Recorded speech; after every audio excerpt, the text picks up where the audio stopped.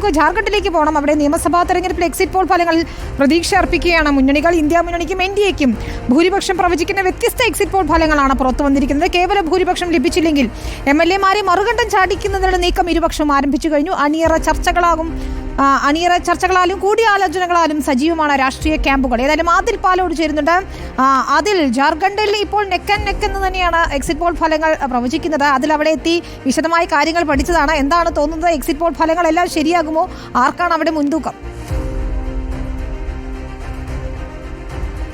നമ്മൾ ജാർഖണ്ഡിലെത്തി അവിടുത്തെ ഗ്രൗണ്ട് കണ്ടപ്പോൾ, പ്രചരണ പരിപാടികൾ കണ്ടപ്പോൾ തോന്നിയ അതേ കാര്യം തന്നെയാണ് സർവേ ഫലങ്ങളിലും വ്യക്തമായിരിക്കുന്നത്.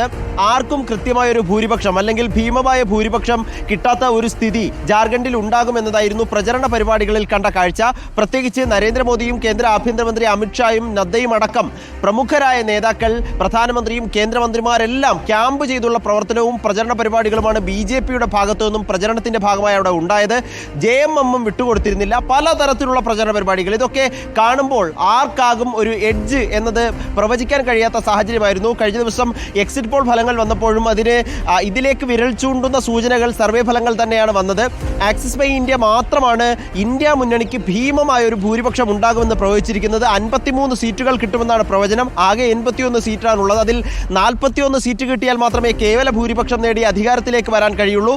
അധികാര തുടർച്ച ഉണ്ടാകും. JMM-നും കോൺഗ്രസ് അടക്കമുള്ള ഇന്ത്യ മുന്നണിക്ക് അധികാര തുടർച്ച ഉണ്ടാകുമെന്നതാണ് വളരെ പ്രധാനപ്പെട്ട ആക്സിസ് ബൈ ഇന്ത്യയുടെ പ്രവചനം. ആ പ്രവചനം ഫലിക്കുമോ എന്ന ചോദ്യമാണുള്ളത്. അങ്ങനെ ഫലിക്കുകയാണെങ്കിൽ 6 മാസക്കാലം ജാർഖണ്ഡിന്റെ മുഖ്യമന്ത്രി ഹേമന്ത് സോറൻ ജയിലിലായിരുന്നു. ആ ജയിലിൽ കിടന്നത് മുൻനിർത്തിയുള്ള പ്രചരണങ്ങൾ വിജയം കണ്ടു എന്ന് കൂടി കണക്കാക്കേണ്ടി വരും. ഒപ്പം BJPക്ക് 4 സർവേ ഏജൻസികൾ നടത്തിയ ഫലങ്ങൾ പുറത്തു വരുമ്പോൾ 4 ഏജൻസികളുടേത് BJPക്ക് അനുകൂലമാണ്. BJP ഒരു ഭൂരിപക്ഷത്തിലേക്ക്, അത് ഭീമമായ ഒരു ഭൂരിപക്ഷമോ വ്യക്തമായ ഒരു ഭൂരിപക്ഷമോ അല്ലെങ്കിൽ കൂടി കേവല ഭൂരിപക്ഷം നേടാനാകും എന്ന പ്രവചനം നടത്തുകയാണ്. അങ്ങനെയെങ്കിൽ അവിടെ ഇറക്കിയിട്ടുള്ള വർഗീയ കാർഡുകൾ, പ്രത്യേകിച്ച് മുസ്ലിംകളായ നുഴഞ്ഞുകയറ്റക്കാരെ പുറത്താക്കുമെന്നതടക്കമുള്ള വാഗ്ദാനങ്ങൾ വിജയം കണ്ടു എന്ന് കരുതേണ്ടി വരും.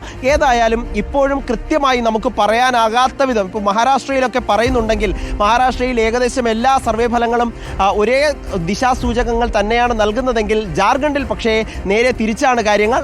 അധികാരത്തിൽ വരുമെന്ന കാര്യത്തിൽ ഒരു പിടിയുമില്ലാത്ത സ്ഥിതിയാണ് ജാർഖണ്ഡിലുള്ളത്. അതുകൊണ്ട് തന്നെ പ്രത്യേകിച്ച് 2 മുന്നണികളും കരുതലോടെയാണ് ഇരിക്കുന്നത്. ഒപ്പം അഥവാ കേവല ഭൂരിപക്ഷത്തിന് അടുത്തെങ്ങാനെത്തിയാൽ മറ്റ് മുന്നണികളിൽ നിന്ന് MLA-മാരെ മറുകണ്ഠം ചാടിക്കാനുള്ള തന്ത്രങ്ങളും ഇതിനോടകം തന്നെ രൂപീകരിച്ച് വരുന്നു എന്നതാണ് ജാർഖണ്ഡിൽ നിന്നും നമുക്ക് ലഭിക്കുന്ന വിവരങ്ങൾ.